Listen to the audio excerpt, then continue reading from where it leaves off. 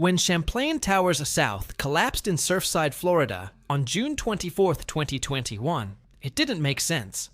A 12-story beachfront condominium, luxury units, ocean views, families asleep in their beds, just folded.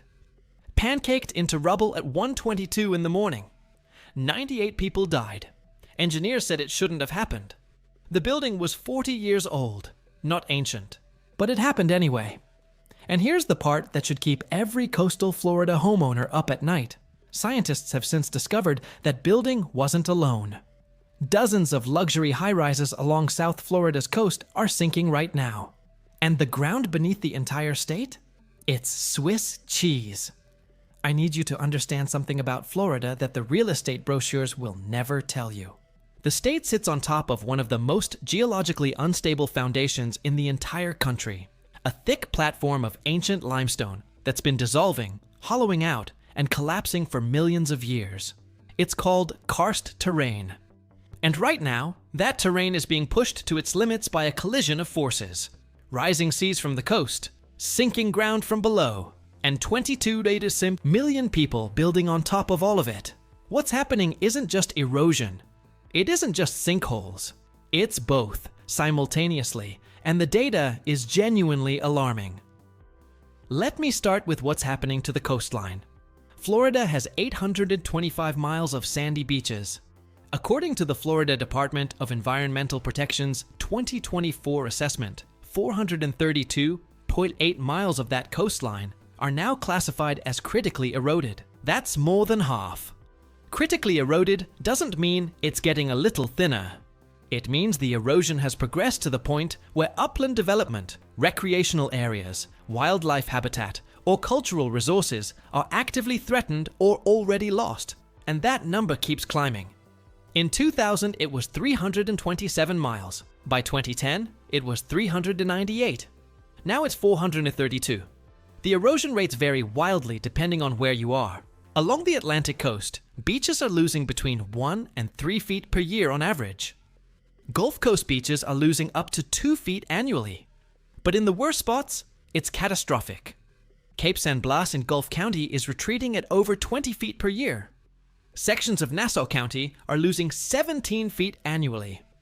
Parts of Escambia and Santa Rosa counties are shedding 9 feet a year. And here's the kicker. Florida has spent over $330 million on beach restoration projects since 2015.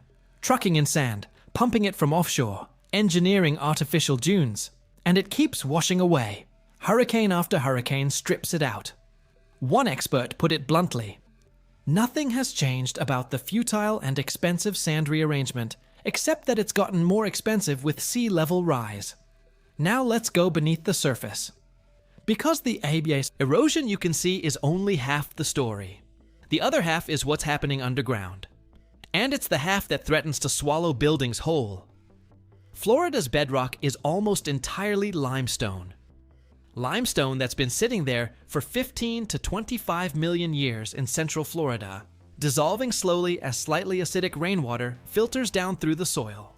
Over millennia, this process has carved out an underground labyrinth of cavities, tunnels, and voids.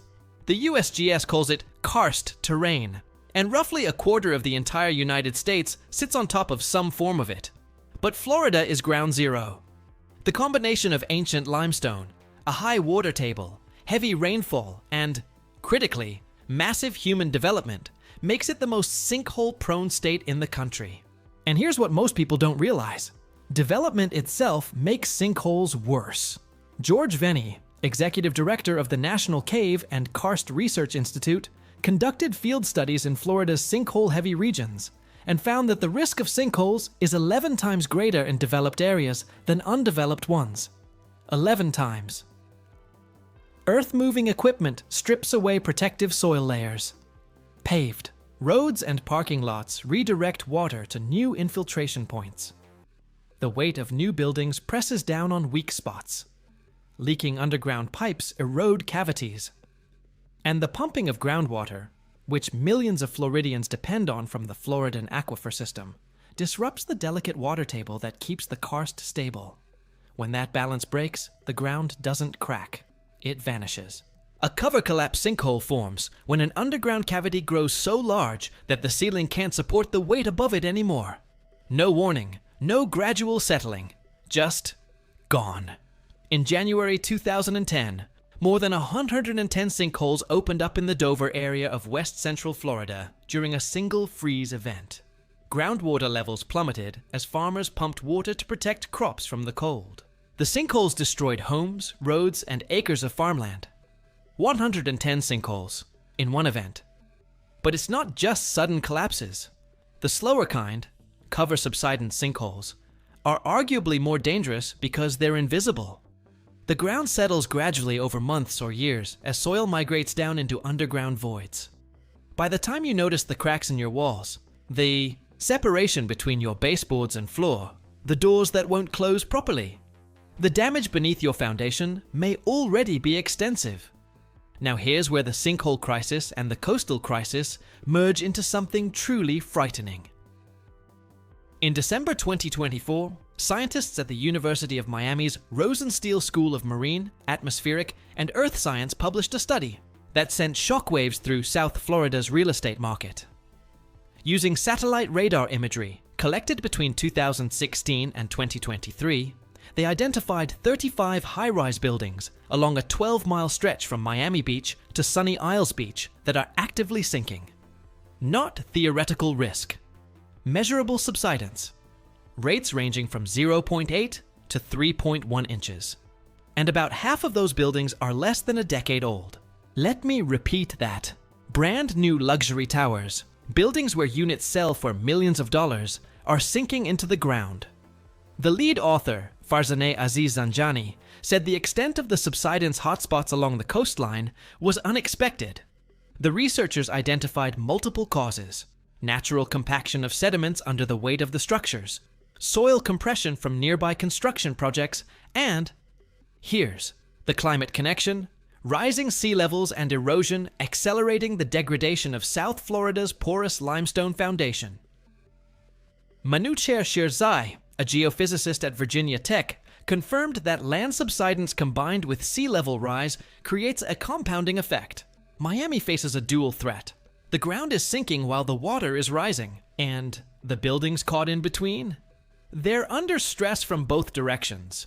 Now, some of you are probably thinking, wasn't the Surfside collapse caused by a construction flaw, not a sinkhole? And you'd be right. Investigators narrowed in on structural deficiencies around the building's pool deck, not ground subsidence. The University of Miami study itself found no significant evidence that subsidence played a role in Champlain Towers. But here's why that distinction matters less than you might think. The Surfside disaster proved that catastrophic building failures can and do happen in South Florida. It exposed how thin the margin for error really is. And now we know that dozens of buildings in that same coastal corridor are experiencing measurable ground movement that wasn't expected and isn't fully understood. So who's paying for this? Or more accurately, who's refusing to? The insurance industry was the first to sound the retreat. Florida's property insurance market has been in crisis mode for years. At its peak in October 2023, Citizens, the state's insurer, of last resort, was carrying 1.42 million policies because private insurers wouldn't touch coastal Florida. That number has since dropped to a projected $385,000 by the end of 2025, thanks to legislative reforms that attracted 17 new insurance companies back into the state. But premiums are still brutal. Florida homeowners are paying between $3,500 and $8,000 per year for property insurance. And standard homeowners policies don't cover sinkhole damage unless you've purchased specific sinkhole coverage, which comes with a deductible that's typically 10% of your home's insured value. For $1 million property, that's a $100,000 deductible. And even that coverage won't pay out unless conditions meet very specific legal criteria. The financial exposure is staggering. The USGS estimates that sinkhole damage across the United States costs at least $300 million per year, and they acknowledge that number is almost certainly too low because there's no national sinkhole database, and most collapses go unreported. Meanwhile, Miami's Stormwater Master Plan projects the city will need to spend at least $3.8 billion over the next 4 decades just to manage rising seas. Communities statewide are spending over $4 billion on coastal protection. And individual beach restoration projects, 1 mile of sand here, 5 miles there, cost between $5 million and $32 million each, only to wash away in the next hurricane season. So what can actually be done? 3 things need to happen, and they all face the same obstacle.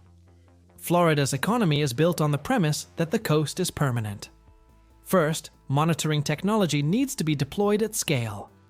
The same satellite radar techniques that the University of Miami used to detect sinking buildings can be applied proactively, creating a healthcare-style monitoring system for coastal structures.